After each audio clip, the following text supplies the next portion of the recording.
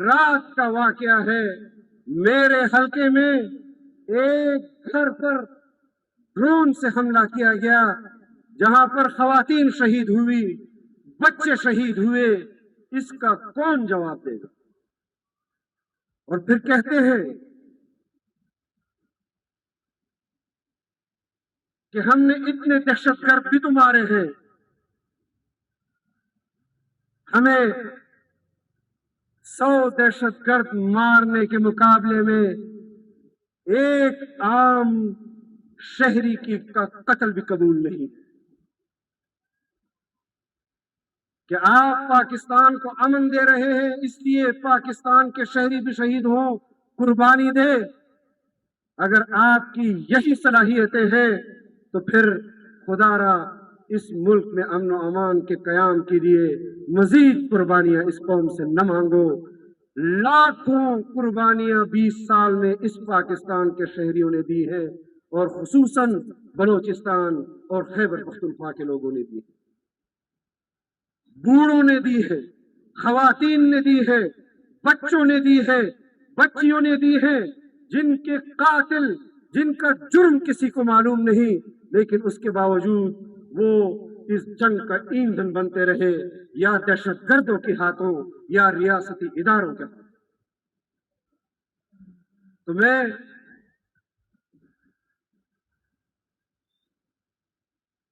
आखिर में एक पैगाम देना चाहता हूं कि बहुत तजर्बे हो गए, बहुत यारी दोस्तियों में हुकूमतों की बंदरबांट हो गई। खुदारा इस 24 करोड़ शहरियों पर रहम खाओ।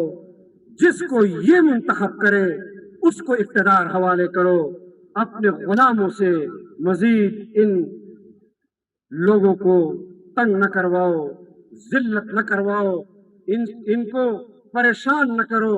फिर इनके मुंतखब करदा हुक्मरान जाने और कौम जाने।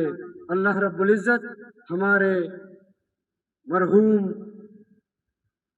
शेखुल हदीस हजरत मौलाना मोहम्मद इदरीस रहमहुल्लाह के खानवादे को भी, उनके औलाद को भी, उनकी जिंदगी में जिस तरह उनके बरकत उन पर अल्लाह की तरफ से मौजूद थे, दुआ गो है कि वही बरकत इसी तरह जारी और सारी रहे।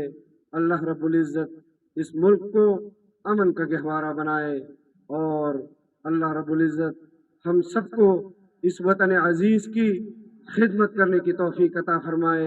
व आखिर दावाना अनिल हम्दुलिल्लाहि रब्बिल आलमीन। मुहद्दिसु कदरदान दुनिया ना समुद्र शहीद से पमुंगम दुनिया ना मुहद्दिसु कदरदान दुनिया। मुखातब थे शहजादे जमीयत